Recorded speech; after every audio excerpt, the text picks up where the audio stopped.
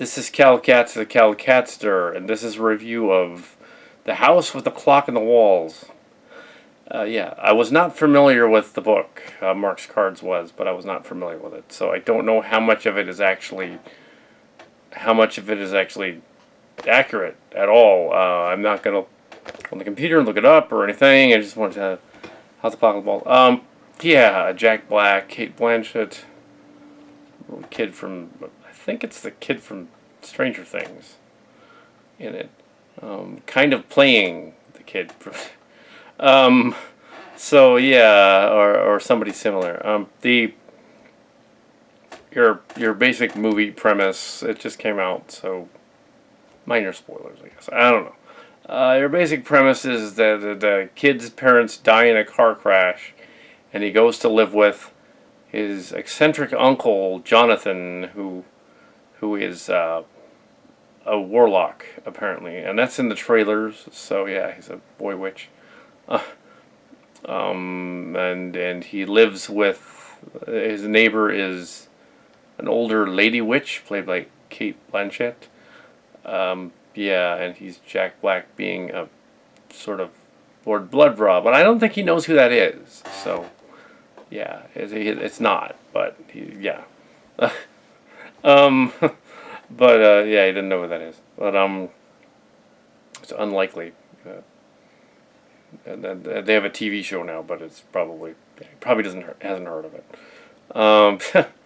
But it does have creature features elements, so he might have watched the John Stanley stuff. He might have. There's of course a Necronomicon, the Book of the Dead, that plays into it. There's that's hidden away, and this kid that the kid is trying to impress talks him into opening up the locket. There's visions of his mother trying to get him to open up the thing. But he's told not to open the thing, but then he does, and brings the bad guy Warlock back to life and causes all kinds of mayhem. That's your basic plot. Yeah.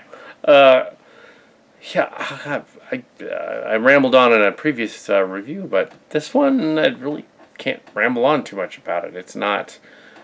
It's all right. I'm not familiar with the source material, so like when I went into something like Percy Jackson or or something ripping off Harry Potter, or and Thor, or if I went to what was that one about the not from I didn't see Mrs. McGee. The other one where there was a creepy house and stuff. It was very forgettable. A couple of years ago, there was another young adult or kid book,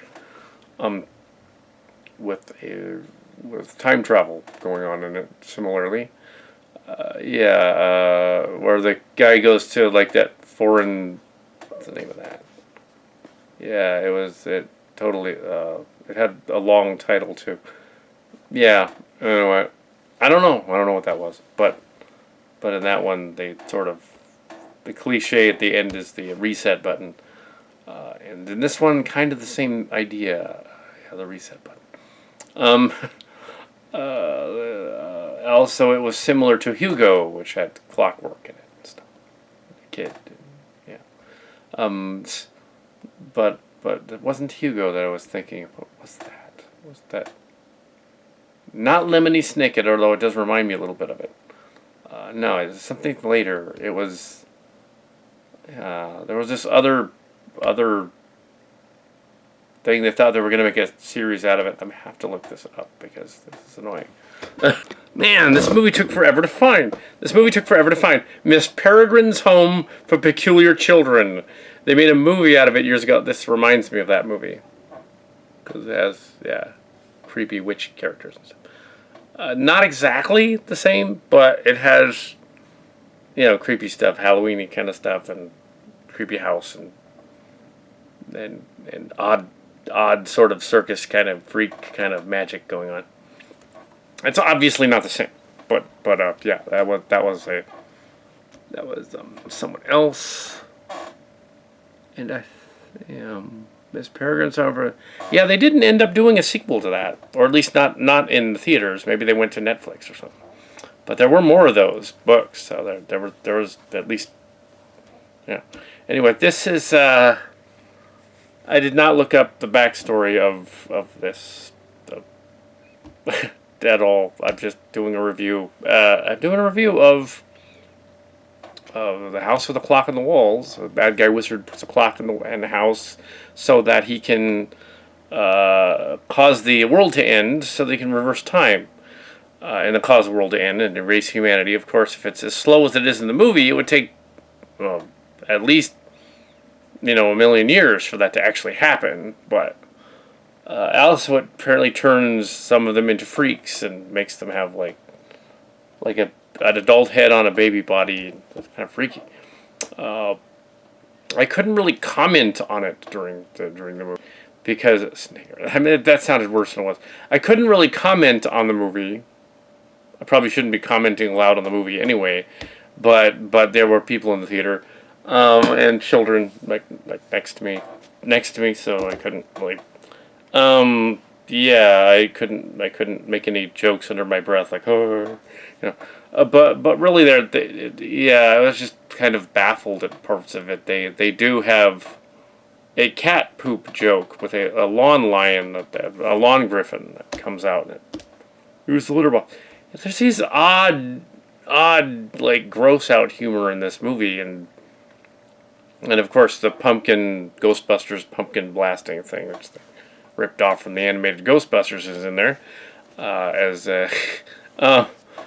Kate Blanchett shooting a magic wand umbrella that has the power to blow pumpkins apart. That's in the trailer too. I would say that most of the good lines are in the trailer, and the part where they have the kid with the ball and he does the ball powers, that's actually after everything happens.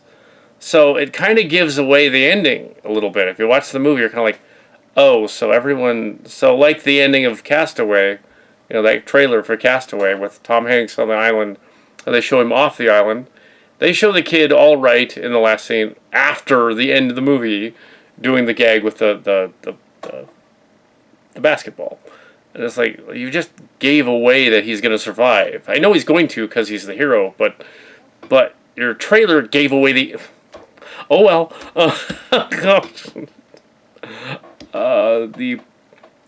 The quirks that do work in the movie are the sudden ones, and they're not really jump scares. They're more like sudden little magic tidbits. The witty banter, that does work. Black and Blanchett are Jack Black and Blanchett are kind of miscast, but they try their best to be the two characters in the story the best they can. I don't think that they meant to. I don't think it's an ageism thing. I don't think they're wrong age or whatever. I think it's more like their chemistry was so off somehow. They tried really hard to make this work. Kind of like they did with this other movie, the Peregrine movie. But it could have been an amazing Halloween movie. It almost is an amazing rental Halloween movie. But it's in theaters, and it's like the Goosebumps one before it. I think he was in that too. I thought it was another Goosebumps movie from the trailer, and then they said, "Oh, what a clock on the walls." I was like, "Oh, okay." But then I watched it.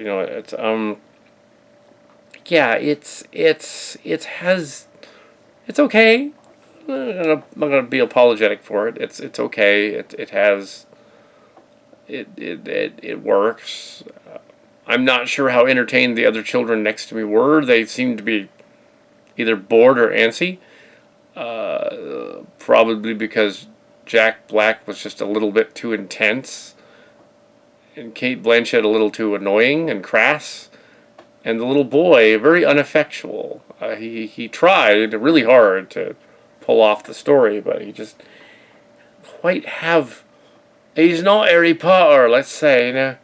I mean, you could tell, in the Harry Potter movies, that Daniel Radcliffe was going to be something. I don't know, but maybe this kid could be, in a Harry Potter spin-off prequel. No, who didn't? yeah, so it was partly the chemistry of the characters that was just a little off. It was okay. It had, it was well, meh, yeah. I'm not sure what the IMDb gave it. If it was 60% or so, yeah, yeah. 65, 70%. 70%. Maybe I'll give it a C minus. Maybe I'll say, well, it could have been better. It was entertaining. Not sure who the target audience really is because the parts with the children are clearly set up so they appear. They do the dialogue all right with the children. It's just that they didn't quite handle the adults and the other weird stuff right. And you could tell where the scares were coming from. You could tell there were no surprises really, except for the pumpkins that came to life. Even that wasn't a surprise if you saw the earlier scene when they were like. But yeah, the trailer. Yeah. So, and yeah, the clock being, yeah, spoiler. The clock isn't really in the walls at all. It's down in the boiler room. I don't know if that's from the book, but maybe he moved it. It does beg the question: if you have an evil warlock whose plan, similar to Voldemort, is after his death, going to figure out a way to bring himself back. Voldemort's a Harry Potter bad guy. And he comes back vicariously through the other heroes and leads, figures out a way to bring his soul back, tricks them into resurrecting him, which is kind of like the plot of Harry Potter. And he comes back, and then stuff happens. If you're going to do that, the bad guy would have to require a series of amazing coincidences in order for him to actually be back. The coincidences are so ridiculously intense. Well, it's a kid's book, so it's fine. But like over the top. Like, okay, yeah, you have to figure out this map with a decoder ring, and that'll work. And I'd happen to watch that action show, and you're gonna go back and that's how we figure out the map. It's like, what? Then I'm gonna build this elaborate plot where I'm going to build this time machine, essentially, that somehow resets the entire Earth, even though magnetically and gravitationally and chronologically that would be impossible with one house and one planet, and the whole shifting of time thing would only work if he was a demigod and could somehow do like Superman or something and literally warp around the planet really fast or something, or like similarly in Tomorrowland, the movie, in which the bad guy's premise of destroying the Earth was similar. Doomsday Clock in Tomorrowland will blow up the Earth in the real world. Yeah, kind of the same idea. Well, that makes a little more sense in that if Tomorrowland was super futuristic, and it was on like another plane that was higher than ours, and there was sort of a cosmic constant or something, kind of makes sense. But this one, no, they just do it because they do it, which can work, and it's not without flaws. But yeah, if your bad guy has an elaborate plan to bring another bad guy disguised as your dead parent, which should freak you out anyway, and tries to convince you to find a book, even if you're 10, you're going to question it. Or at least I would have. But anyway, but yes, I had no dead relatives at that point, so not at 10, nope. I would have been like, well, why is this person in here, and why are they trying to convince me to get the Necronomicon from that one place they tell me I shouldn't go? I just wouldn't do it. So the bad guy would have, he'd be like, oh, well, damn. And what happened if the bad guy didn't do it? And it was a certain day when the eclipse happens, but only there, that cosmic conjunction is supposed to work. That's not how that works. It is interesting that there's space conjunction tied in there, which they should have figured out. The two leads should have figured out, but the little kid answered it because, like in that other movie with the with the autistic kid who has amazing powers of can defeat the aliens in the Predators movie. Apparently, in this one, he can also defeat bad guy wizards because he has a secret decoder ring. Okay. I heard about those back in the 30s and 40s. My dad mentioned them years ago. Well, he mentioned them. They had.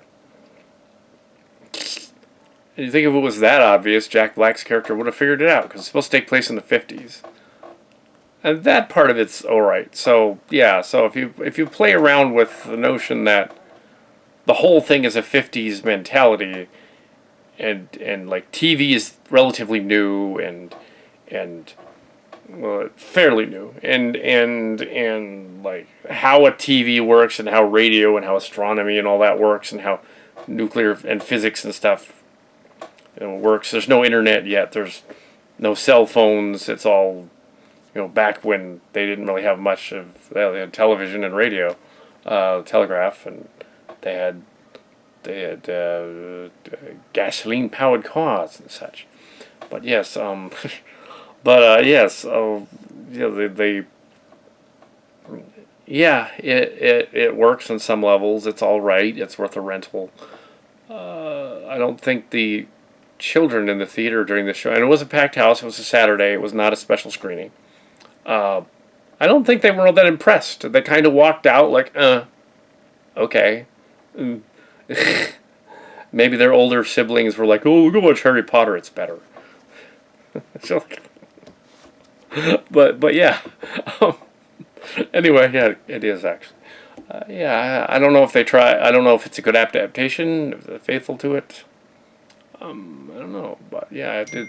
There we go. That's the end of my review.